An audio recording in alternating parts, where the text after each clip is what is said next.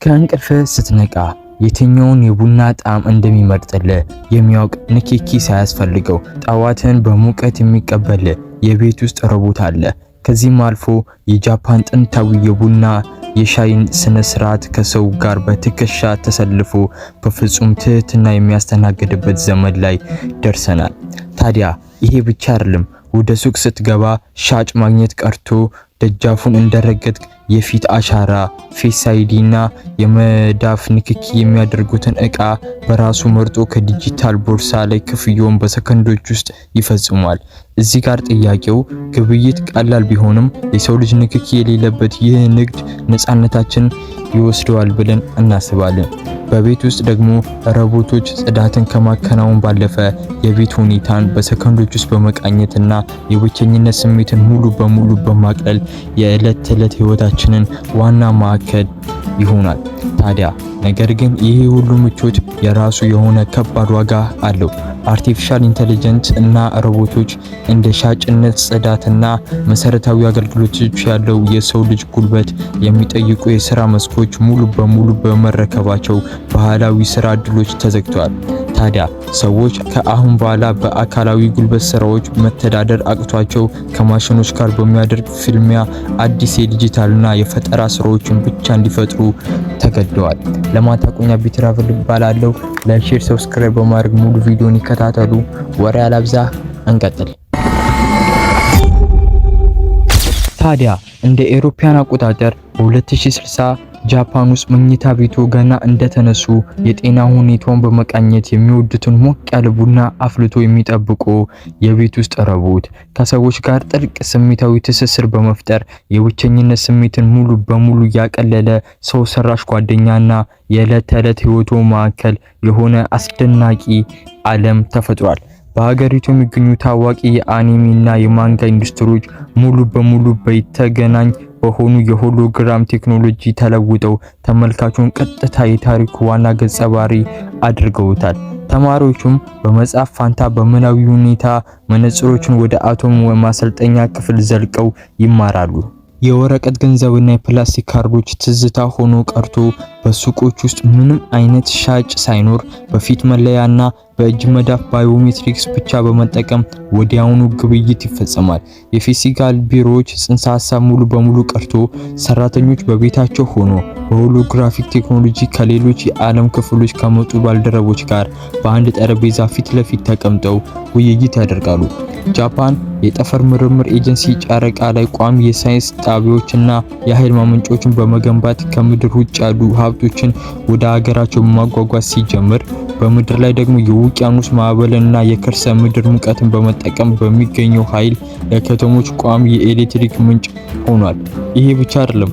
ኳንተም ኮምፒውተሮች የሀገሪቱን የትራፊክ ፍሰትና የሀብት ክፍፍል በሰከንዶች ውስጥ እጅግ በትክክለኛ ሁኔታ ሲያስተካክሉ፣ ግድግዶች እንደ ሙቀቱ ሁኔታ ቀለማቸውና ሙቀታቸውን በራሳቸው ሲያስተካክሉ እናያለን።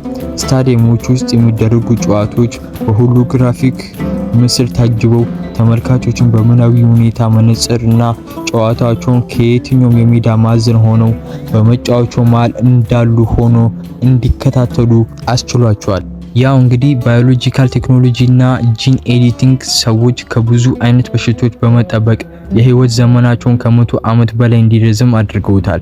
ሆስፒታሎች ውስጥ ዶክተሮች ከናኖ ሮቦቶችና ከላቁ ሲስተሞች ጋር በመተባበር የታመሙ ሴሎችን በቦታው በማከም የጤናውን ዘርፍ ወደር የሌለው ከፍታ አድርሰውታል። የከተሞች መልክዓ ምድር ሙሉ በሙሉ በስማርት ሲስተሞችና በንጹህ የፀሐይ ኃይል በመመራት ምንም አይነት የካርቦን ልቀት የሌለበት አረንጓዴ አካባቢን ገንብቷል። በሰማይ ላይ የሚንሳፈፉ የድሮን ታክሲዎችና ከመሬት በታች በቫይኩም ቱቦች በሰዓት ከ500 ኪሎ ሜትር በላይ ፍጥነት የሚበር የሃይፐርሉፐር ካፕሱል የዕለት ተዕለት መጓጓዦች ናቸው። ጃፓኖች የሞራል እና የባህሪ እሴቶቻቸውን ጠብቆ ለማቆየት ጥብቅ የሆኑ የኢቲክስ ህጎች በማውጣት ቴክኖሎጂ ሰዎችን ከሰው ልጅ የሚያርቅ ሳይሆን ህይወታቸውን የሚያቀልና ከብቸኝነት የሚጠብቅ የሰላም ምንጭ እንዲሆን አድርገውታል። አርቲስቶች በዲጂታል ካንቫስ ላይ በሐሳብ ብቻ ስራዎችን በሚፈጥሩበትና የጃፓን ባህላዊ የሻይ ስነ ስርዓት ከሮቦቶች ጋር በጋራ በሚያከናውኑበት በዚች ምድር ሳይንስና ተፈጥሮ በፍጹም ስምምነት ተጣምረው ለቀጣዩ 100 ዘመን የዓለም አርአያ መሆን ችለዋል። አጓጊ የቴክኖሎጂ ምዕራፍ በሆነችው በ2060 የጃፓን ሰማይ ላይ ዜሮ የካርቦን ልቀት ያላቸው አረንጓዴ ስማርት ከተሞች ሲያንጸባርቁ በሚሊዮኖች የሚቆጠሩ ህዝቦች የዕለት ተዕለት እንቅስቃሴውን በባዮሜትሪክና በኳንተም ሲስተም እየመሩት ይገኛሉ። በየቤቱ የሚገኙ አርቲፊሻል ኢንተለጀንት ኤአይ ረዳቶች የቤተሰቡን ስሜትና የጤና ሪፖርት በሰከንዶች ውስጥ በመተንተን የተሟላ ድጋፍ ይሰጣሉ። ከባህር ወለል በታችና በሰማይ ጠቀስ ህንጾች አቀባቢ እርሻዎች ውስጥ ያሉ ፀሐይ ብርሃን የሚያመርቱ ንጹህ ምግቦች ለሀገሪቱ ቋሚ የምግብ ዋስትና ያረጋግጠዋል። በጨረቃ ላይ የተገነዩት ቋሚ የሳይንስ ማዕከላትና የኃይል ማመንጮች ከምድር ውጭ ያሉ ውድ ሀብቶች ያለማቋረጥ ወደ መሬት እየተጓጓዙ በምናብ እድገቱን ወደ ሌላ ዓለም አሸጋግረውታል። የፊዚካል ገንዘብና የወረቀት ክምር ሙሉ በሙሉ ትዝታ ሆኖ የቀረ ሲሆን ሁሉም አይነቶች ግብይቶች ያለ ሻጭ በፊት መለያና በእጅ መዳፍ ንክኪ ብቻ በሰከንዶች ውስጥ ይጠናቀቃሉ። በታዋቂው የአኒሜና የማንጋ ኢንዱስትሪዎች ውስጥ ተመልካች በቤተናገናኝ ሆሎግራፊክ ቴክኖሎጂ ታጅበው ስክሪኑ ውጭ ወጥተው በቀጥታ የታሪኩ ዋና ገጸ ባህሪ በመሆን ይሳተፋሉ። ተማሪዎች መጽሐፍትን ተሸክመው ከመንቀሳቀስ ይልቅ በመናዊ ሁኔታ መነጽሮች በቀጥታ ወደ አቶሞች ውስጥ ክፍል ወደ ታሪካዊ ዘመናት እየተጓዙ በተግባር ይማራሉ። የጤናው ዘርፍ በናኖ ሮቦቶችና በጂን ኤዲቲንግ ቴክኖሎጂ ታግዞ የሰዎችን ህይወት ከ100 ዓመት በላይ እንዲረዝም አድርጓል። የትራፊክ ፍሰቱ በግዙፍ ኳንተም በኮምፒውተር ቁጥጥር ስር ውሎ በሰማይ በሚሳፈፉ የድሮን ታክሲዎችና ከመሬት በታች በሰዓት 500 ኪሎ ሜትር በላይ የሚበሩ የሃይፐርሉፕ ካፕሱሎች እየተከናወነ ይገኛል። የጥንታዊ የጃፓን የትህትናና የሞራል እሴቶች ከዘመናዊ ቴክኖሎጂ ጋር ፍጹም በሆነ ስምምነት ተዋህደው ሰብአዊነትና ሰላምን ማስቀደም የቻለ ድንቅና አርአያ የሆነ ማህበረሰብ ተፈጥሯል። አጓጊ የ2060 የጃፓን ገጽታ የሳይንስ ልቦለድ ድንበርን ጥሶ የዕለት ተዕለት ሁኔታ ሆኗል። ታዲያ በየማለዳው የከተማዋን ሰማይ ያለ ምንም ድምጽ መበከል እና የካርቦን ልቀት በሚንሳፈፉ የድሮን ታክሲዎችና በፀሐይ ኃይል በሚንቀሳቀሱ ስማርት አውሮፕላኖች ይሞላል። ታዲያ የቤቶች ግድግዳዎች፣ የህንፃ መስታወቶች እንደ ውጫዊ የአየር ንብረት እንደ ነዋሪዎቹ ስሜት ቀለማቸውንና ቴክስቸራቸውን በራሳቸው እየቀያየሩ መላ መኖሪያ ቤት ህያው ስነ ጥበብ አድርገውታል። ታዲያ የትምህርት ቤት ውዝግብና የደብተር ኪሳራ ሙሉ በሙሉ ቀርቶ ህፃናትና ወጣት በመናዊ ሁኔታ መነጽሮቻቸውን ብቻ ሳይሆን መላ አካላታቸውን በሚያቅፍ ሆሎግራፊ ሲስተም ታጅበው በቀጥታ ወደ ጥንታዊ የሮማ ግዛት፣ ወደ ድሮ የዳይኖሮሶች ዓለም ወይም ወደ ሱፐርኖቫ ኮከቦች ፍንዳታ ማዕከል በመጓዝ ታሪክና ሳይንስን በአካል እየተነኩ ይማራሉ። የኢኮኖሚውና የንግዱ ዓለም ሙሉ በሙሉ በዲጂታል ባዮሜትሪክ የሚመራ በመሆኑ ሱቆች ውስጥ የክፍያ ቆጣሪዎችም ሆኑ ሻጮችም የሉም። ገና በመደብሩ ደጃፍ ሲያልፍ የፊት መለያ ሲስተም የሚፈልጉትን እቃዎች በራስ ስር መርጦ ከዲጂታል ቦርሳቸው ላይ ክፍያውን ይፈጽማል። የጤናው ዘርፍ ከዚህም በላይ በመራመድ በሰውነት ውስጥ ያሉ የተጎዱ ህብረ ህዋሳትና የአካል ክፍሎች በባዮሎጂካል ህትመት 3D ባዮፕሪንቲንግ በሰዓታት ውስጥ አዲስ አድርጎ በመተካት የሰው ልጅ የእጅ አዙር የማርጀት ሂደቱ ሙሉ በሙሉ አክስመውታል።